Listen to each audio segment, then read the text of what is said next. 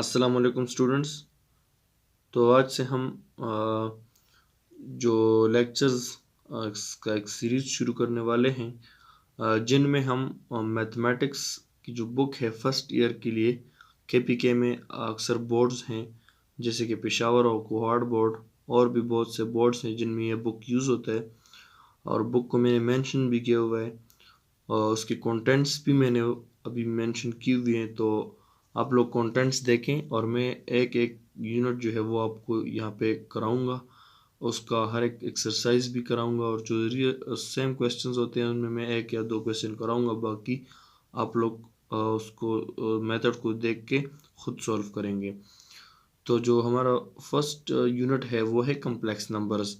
Complex number को समझने से पहले आपको रियल नंबर का पता होना ज़रूरी है कि रियल नंबर्स क्या होते हैं या नंबर्स क्या होते हैं। तो हमने स्टार्टिंग से जब से हम मैथमेटिक्स पढ़ रहे हैं हमारा वास्ता नंबर के साथ रहा है। तो उसके बाद हम यहाँ पे अब हमने फर्स्ट ईयर में आके हमें कम्प्लेक्स नंबर का कॉन्सेप्ट या उसके बारे में पढ़ना भी ज़रूरी हुआ, क्योंकि सिंपल नंबर और कम्प्लेक्स नंबर में फ़र्क होता है।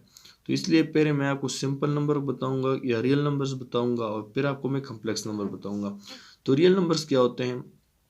रियल नंबर्स को अगर आप लोग देखें कि सिंपल जो हम नंबर्स पढ़ते हैं, जैसे होल नंबर हो गए, इंटीजर्स हो गए, नेचुरल नंबर हो गए, ऑड नंबर हो गए, इवन नंबर हो गए, जितने भी नंबर हैं वो सब रियल होते हैं। यानी कि अगर आपसे कहे कोई कि 0.5 कौन सा नंबर है या आपसे कोई कहे कि 2 कौन सा नंबर है, ये इमेजिनरी है या रियल है या कौन सा है, तो आप लोग डायरेक्टली जवाब दे सकते हैं कि ये नंबर आपके पास रियल है, क्योंकि इसमें एक पार्ट होता है। रियल की डेफिनेशन भी है कि इसमें सिर्फ एक पार्ट होता है और वो सिंपल नंबर होता है। जो भी हो, पॉइंट में हो या जिस जगह उसमें भी हो, वो एक नंबर होता है और उसको हम रियल कहते हैं। अब अगर रियल नंबर्स आप लोगों ने समझ में आ गया हो कि रियल नंबर क्या होते हैं, तो उसके बाद आपको ये भी पता होगा कि दो रियल नंबर्स को आप आपस में ऐड कर सकते हैं, दो रियल नंबर्स को आप आपस में डिवाइड कर सकते हैं, दो रियल नंबर्स को आप आपस में मल्टीप्लाई कर सकते हैं और दो रियल नंबर्स को आप सब्ट्रैक्ट कर सकते हैं एक दूसरे से, और जो रिजल्ट होता है वो भी रियल नंबर आता है। ये सब हमने स्टार्टिंग से पढ़ा है, इसलिए यहाँ पे मैं दोबारा आपको सिंपल जो है ना बता दिया मैंने, इसलिए ज़्यादा लिखने की या मेंशन करने की ज़रूरत नहीं है। अब हम स्टार्ट करने जा रहे हैं कम्प्लेक्स नंबर्स। कम्प्लेक्स नंबर की थोड़ी बैकग्राउंड में आपको समझा देता हूँ कि ये एक गॉस जो था, एक मैथमेटिशियन था, जर्मन मैथमेटिशियन था, गॉस नाम का उसका, और उसने 1832 में कम्प्लेक्स नंबर का आइडिया दिया। कम्प्लेक्स नंबर का आइडिया उसने कहाँ से दिया, किस तरह दिया, ये मैं आपको समझा देता हूँ। उसने कहा कि ये जो आपके पास एक नंबर इस फॉर्म में हो, a प्लस आयोटा b के फॉर्म में हो, तो वो कम्प्लेक्स होता है। अब a क्या है? एक रियल पार्ट है, और आयोटा b क्या है? एक इमेजिनरी पार्ट है। ये इसको अगर आप लोग देखें कि रियल पार्ट में जो a है और इमेजिनरी पार्ट में जो b है, ये दो कॉन्स्टेंट्स हैं। यानी कि यहाँ पे अगर आप लोग देखें कि 2 प्लस आयोटा 3, तो 2 और 3 तो क्या है? कांस्टेंट है, और आयोटा क्या है? आपके पास एक इमेजिनरी पार्ट है। तो ये उसकी नोटेशन है।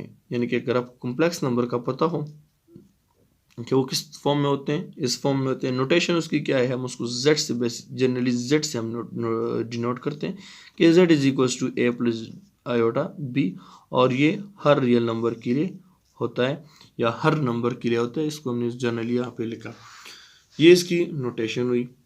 अब ये रियल नंबर कॉम्प्लेक्स नंबर जो है बनता किस तरह है, यानी कि हमें कहाँ से पता चलता है या ये आता कहाँ से, इसके वजूद कहाँ से होता है, तो हम उसको भी डिस्कस कर लेते हैं। लेट्स सपोज आप एक क्वेश्चन सॉल्व कर रहे हैं और आपके पास उसमें कैलकुलेशन में कहीं पे आपके पास इस तरह -4 स्क्वायर रूट आ गया, तो आप लोग फिर इसके -1 पे अपना स्क्वायर रूट ले लेते हैं और 4 पे अपना ले लेते हैं, तो 4 का स्क्वायर रूट तो 2 हो जाता है। लेकिन ये जो -1 है इसका स्क्वायर रूट क्या होगा? -1 का स्क्वायर रूट अगर आप फाइंड करने लग गए तो आप कभी भी फाइंड नहीं कर सकेंगे। इस वजह से गॉस ने फिर इसको कहा कि ये जो -1 है ये कम्प्लेक्स पार्ट में शुमार होता है, यानी कि कम्प्लेक्स सोल्यूशन है, इसका सोल्यूशन मुमकिन नहीं है। तो इसलिए उन्होंने इस -1 को सॉल्व करने की बजाय इसको एक वैल्यू दे दी आयोटा, और उसने कहा कि -1 अगर इसके रूट में आ जाए तो वो पूरे नंबर को कम्प्लेक्स बना देता है, इसलिए उसने इसकी वैल्यू आयोटा रख दी। ठीक है, और इस तरह इसकी जो आंसर पे उसने लिख ली, जो -4 स्क्वायर रूट की, वो 2 आयोटा लिख दी, और ये 2 आयोटा की वजह से ये नंबर जो है ये कम्प्लेक्स नंबर बन गया। ठीक है, इस तरह जो भी सोल्यूशन आप कर रहे हो, लेकिन अगर आपके पास अंडर स्क्वायर रूट में अगर आपके पास माइनस की वैल्यू आ गई तो आप डायरेक्ट समझ जाएंगे कि ये कम्प्लेक्स नंबर है, क्योंकि माइनस स्क्वायर रूट के अंदर सॉल्व कभी भी नहीं होता। तो ये तो रही बात कम्प्लेक्स नंबर्स की। सेकंड जो हमारे पास है वो है इक्वालिटी ऑफ कम्प्लेक्स नंबर्स, कि दो नंबर्स जो कम्प्लेक्स हों वो इक्वल हो सकते हैं या नहीं हो सकते। मैं आपको रियल से समझा देता हूँ। एक रियल नंबर 2 है आपके पास, वो दूसरे नंबर रियल 2 के बराबर हो सकती है? हाँ जी, हो सकती है, क्योंकि यहाँ पे जो चीज़ है वो यहाँ पे भी होना चाहिए।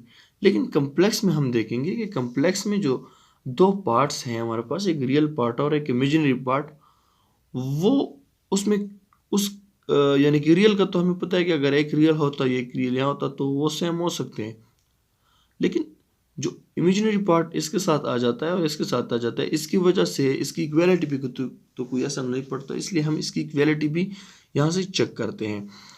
तो इक्वालिटी ऑफ कम्प्लेक्स नंबर्स, एक कम्प्लेक्स नंबर हमने ये ले लिया Z1 is equal to A plus iota B, और एक नंबर हमने ले लिया Z2 जिसको हमने लिया है C प्लस आयोटा D।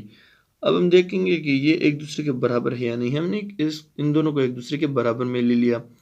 इस जो C प्लस आयोटा D है इसको हमने इस साइड पे शिफ्ट कर देना है, तो इसका जो साइन है वो चेंज हो जाएगा। अब ये जब माइनस अप्लाई होगा तो ये साइन चेंज हो जाएंगे, -C माइनस आयोटा D हो जाएगा। अब A माइनस सी को हमने सेपरेटली लिख लिया, plus iota B minus iota D को हमने सेपरेटली लिख लिया, और यहाँ पे हमने इससे आयोटा को कॉमन ले लिया, तो हमारे पास ये फॉर्म बन गया। सिंपल सोल्यूशन है। इसके बाद कंपेयरिंग कर लेंगे कि A minus C is equal to 0 and B minus D is equal to 0। So आपको यहाँ से इजीली दिख रहा होगा कि A is equal to C and B is equal to D. इसका मतलब क्या बनता है कि दो कम्प्लेक्स नंबर तब इक्वल होंगे जब उसका जो A है, यानी कि जो यहाँ पे ये नंबर होता है, A की जगह पे जो नंबर होता है वो Z2 में जो रियल पार्ट है, यानी कि रियल पार्ट के इक्वल हो, और इमेजिनरी पार्ट में जो आयोटा के अलावा जो भी कांस्टेंट नंबर हो वो दूसरे कम्प्लेक्स नंबर के कांस्टेंट नंबर के बराबर हो। जिस तरह यहाँ पे B is equal to D है, यानी कि 2 + 3 iota is equal to 2 + 3 iota तब इक्वल होंगे जब ये 2 इज इक्वल टू 2 होगा, 3 इज इक्वल टू 3 होगा। ठीक है, तो तब ये दो कम्प्लेक्स नंबर इक्वल होंगे। अदरवाइज अगर आपके पास ये इस तरह की फॉर्म हो कि 2 + 3 iota is equals to 3 + 3 iota, तो ये इक्वल नहीं होंगे, क्योंकि 2 इज नॉट इक्वल टू 3। तो ये थी इक्वालिटी ऑफ कम्प्लेक्स नंबर्स। अब हम बात करेंगे कंजुगेट ऑफ कम्प्लेक्स नंबर, कि अगर आपके पास एक कम्प्लेक्स नंबर है तो उसका कंजुगेट आप किस तरह निकाल सकते हैं, या कंजुगेट क्या होता है, इसको अब हम पढ़ेंगे। तो लेट्स सपोज आपके पास एक नंबर है, कम्प्लेक्स नंबर है, हमने लिया हुआ है generally Z is equal to A plus iota B। तो कंजुगेट का जो सिंबल है या उसका नोटेशन है वो फर्स्ट ऑफ ऑल एक बार होता है, जो हम कम्प्लेक्स नंबर के ऊपर इस तरह लगा देते हैं एक बार, और वो इधर भी एक बार लगा देते हैं। अब हमने जो छोटी क्लासेस में जब हमने पढ़ा था ये कि जब ये बार होता है इसका मतलब ये होता है कि जितने भी जो हमारे पास साइंस होते हैं इस बार के नीचे वो सारे चेंज हो जाते हैं, यानी कि अगर आप पॉजिटिव हो तो वो नेगेटिव हो जाता है, और अगर नेगेटिव हो तो पॉजिटिव हो जाता है। लेकिन कम्प्लेक्स नंबर में ये फिनोमेना जो है बिल्कुल उसमें थोड़ी सी चेंजेस है। क्यों?